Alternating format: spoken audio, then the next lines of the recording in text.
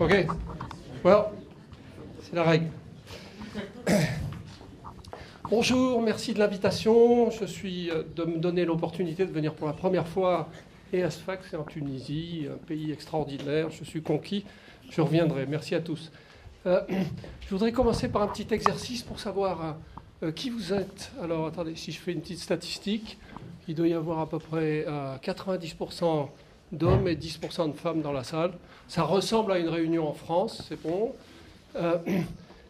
Qui dans la salle est développeur d'applications, programmeur? Levez la main. Hop, hop. Donc là, on a continué. Ouais. Donc on a 25%. Qui est de Sfax? Ah, il y a pas mal. On a presque une moitié, 40%, 50%. Qui est dans une administration municipale. Là, on a 10-15%. OK. Voilà. Alors ça, c'était un exemple d'exercice open data. D'accord? C'est-à-dire que vous avez participé à fournir des informations. J'ai intégré ces informations. Je vous ai donné une petite idée de qui était là, etc. Le résultat n'est pas parfait, d'accord? Mais on en sait tous un petit peu plus après qu'avant, d'accord? Et il a fallu tous le faire ensemble. Et surtout, les informations, je vous les ai redonnées tout de suite, c'est-à-dire je ne les ai pas notées sur un papier. Je ne suis pas parti chez moi pour faire un tableur Excel et vous présenter un camembert. On l'a donné tout de suite. Donc ça a été immédiat, ça n'a pas coûté un rond, on a tous appris quelque chose et on a tous un petit peu appris à se connaître. Donc ça, c'est l'open data. D'accord? Donc c'est de ça qu'on va parler et j'explique un tout petit peu plus. Alors, le résumé en une phrase pour qu'on soit tous d'accord d'être sur la même page, c'est rendre disponibles les données publiques pour accès et réutilisation par les individus et les organisations. Alors, commençons par analyser un peu la phrase. Donc, accès et réutilisation. Accès, ça veut dire je veux l'information et je veux comprendre ce qui se passe. D'accord? Donc, ces données publiques sont utilisées par les gens qui nous administrent, les politiques, les administratifs, etc. etc. J'y ai droit quelque part parce que c'est mes impôts qui les ont payés. Donc, j'y ai droit. Et je dois pouvoir les accéder et les comprendre. Que connaît, sur quoi la municipalité base ses activités, qu'est-ce qu'ils ont, etc., etc. Deuxième chose, réutilisation, ça veut dire non seulement je veux pouvoir y accéder, mais les gens qui peuvent en faire un usage, qui peuvent développer des applications informatiques, comme STV l'a montré, doivent pouvoir y accéder, et c'est-à-dire qu'on doit pouvoir trouver des choses dans des formats et des standards qui permettent de développer. Et ensuite, deuxième point, individus et organisations. Moi, citoyen, moi, curieux, moi, journaliste, etc., je dois pouvoir simplement accéder à ces informations. Et deuxièmement, les entreprises qui sont là doivent pouvoir, elles, se nourrir de cette information pour offrir des nouveaux services, pour améliorer ce qu'ils font. Et c'est ça. Donc c'est ça l'open data, c'est ça qu'on est en train de faire, et c'est ça qu'on est en train de réaliser ici. Alors, j'ai essayé, avant de venir ici, de comprendre où vous en êtes et ce que vous avez fait. Voilà ce que j'ai compris. Si je me suis trompé, voilà, mais c'est ce que j'ai appris en parlant avec les organisateurs, les coordinateurs. D'abord, vous avez réuni ici une communauté de gens concernés. Si vous êtes ici, c'est parce que ça vous intéresse. Et c'est la première clé du succès de ces opérations. Deuxièmement, on a réuni, on l'a vu, des développeurs, des citoyens, des responsables municipaux. Et ça, c'est essentiel que l'ensemble de ces communautés se rencontrent, dialoguent. Tous ces gens ont des intérêts convergents, divergents, des connaissances différentes, les mêmes. Donc, la création de cette communauté, le fait qu'on soit tous dans cette salle et qu'on ait ces réunions après, c'est une des clés du succès de ce qu'on va réaliser tous ensemble. Et c'est vous qui allez le faire, c'est personne d'autre, d'accord? C'est pas un plan général venant d'un organisme super et tout. C'est vous, parce que vous êtes ici, parce que vous savez ce dont vous avez besoin, parce que vous connaissez les problèmes locaux de Sfax, de Bizerte, etc., qui allez pouvoir mener ce processus et le faire réussir. Alors ensuite, j'ai compris qu'il y avait 4 points clés. Les embouteillages, on les a vus à Sfax en arrivant, extraordinaire, j'aurais trouvé ça tout seul. La pollution, on nous en a aussi parlé. J'ai tout de suite dit embouteillage et pollution, en France aussi on connaît bien, il n'y a pas de problème. Nous partageons des problèmes communs. La culture aussi et l'accès aux services administratifs. Donc, parce que vous avez déjà identifié les problèmes sur lesquels vous voulez travailler, qui sont des problèmes concrets, réels dans la vie du citoyen de tous les jours, vous avez fait une première partie du travail. Maintenant, il faut passer à la suite.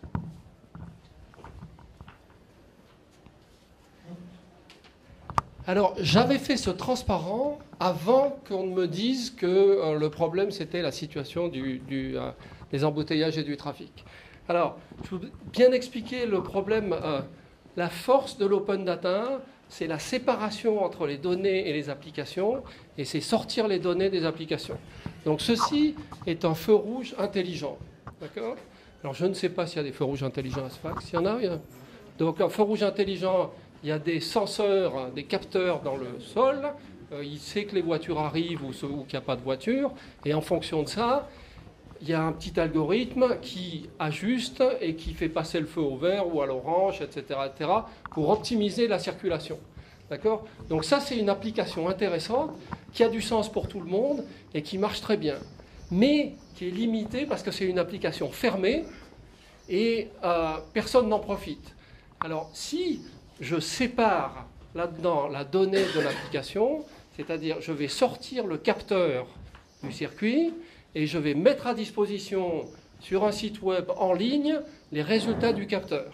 Ça veut dire que non seulement l'application qui aujourd'hui se sert du capteur pour ajuster le feu rouge, mais tout le monde qui peut se connecter sur le web va pouvoir accéder à cette donnée et va donc pouvoir d'abord savoir que la donnée existe, c'est le premier plan. Deuxièmement, pouvoir réfléchir à partir de ça, tiens, qu'est-ce que je pourrais en faire ? Qu'est-ce que je pourrais faire si j'avais des capteurs plein la ville et comprendre où est le trafic? Et à partir de là, éventuellement utiliser ou développer une application. D'accord? Donc la force de l'open data, c'est de sortir les données de leur application et de les mettre à disposition de l'ensemble des gens qui sont ici, qui puissent s'en servir pour faire un développement réel, pas de une application toute fermée, mais de N applications qui vont utiliser ce capteur et d'autres, etc. Donc ça, c'est le premier clé, la première clé. Donc quand vous pensez application, je vais faire quelque chose pour optimiser le logement, la circulation, le trafic, etc., etc. Pensez toujours que les données que vont utiliser ces applications, que vous serez parvenu à obtenir soit de la municipalité, soit que vous aurez construit vous-même, ces données doivent être accessibles à tous, et c'est ça qui fait la puissance de la démarche. Deuxième point, le mieux est l'ennemi du bien. Essayer de faire quelque chose de parfait conduit très souvent dans les applications à construire quelque chose de complexe, de long, etc. Donc si j'avais voulu, si je retourne à mon sondage de tout à l'heure, savoir exactement qui était dans la salle, il aurait fallu que je prépare un petit formulaire, que je le fasse circuler, que je le récupère, que je vérifie que tout le monde l'avait bien rempli, que je fasse... Donc, je n'aurais pas avancé, je n'aurais pas progressé. Alors, dans le principe de l'open data, vous allez souvent voir dans quel état les données doivent être disponibles pour qu'on puisse s'en servir. D'accord ?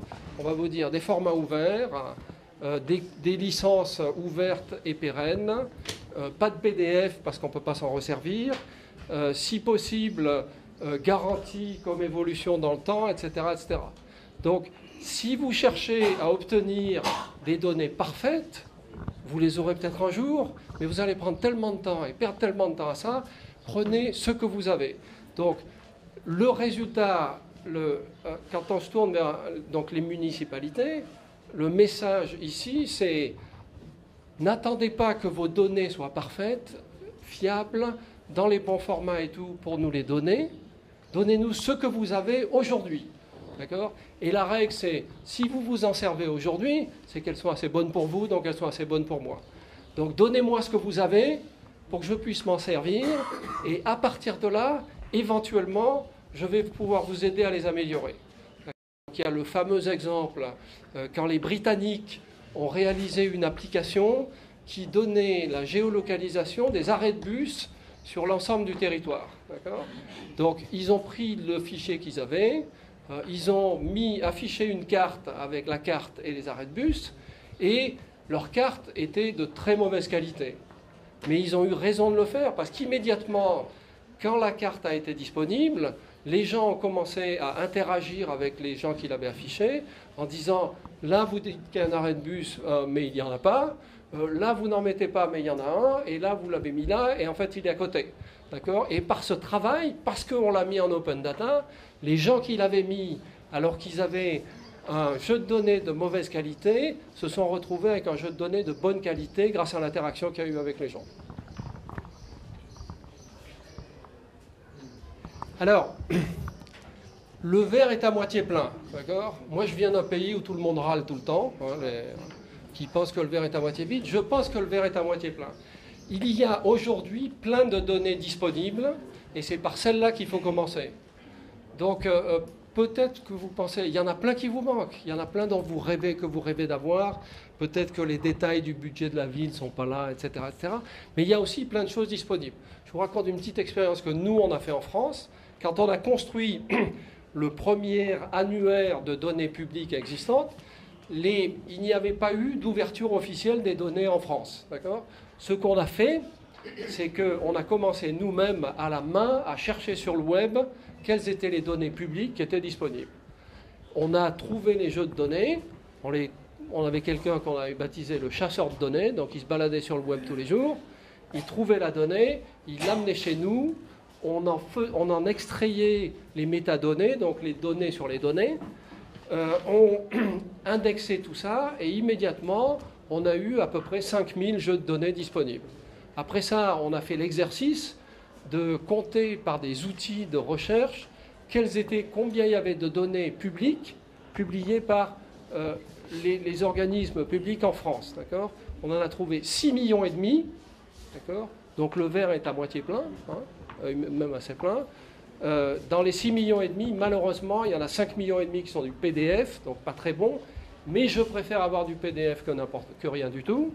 Et ensuite, on a trouvé quand même qu'il y avait 200 000 tableaux qui sont des données qu'on peut utiliser et dont on peut faire usage. Donc il y a plein de choses là-bas.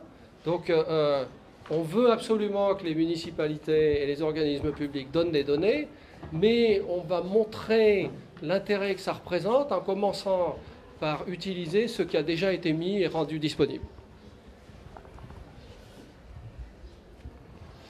Alors, moi, je viens d'un pays d'intellectuels. Les intellectuels français réfléchissent beaucoup, et je voudrais donner le message inverse, l'action prime la réflexion.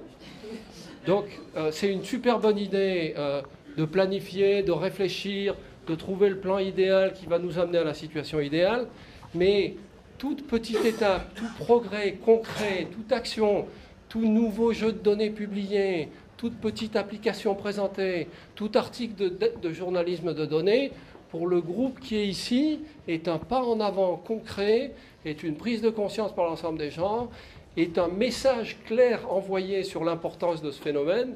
Donc,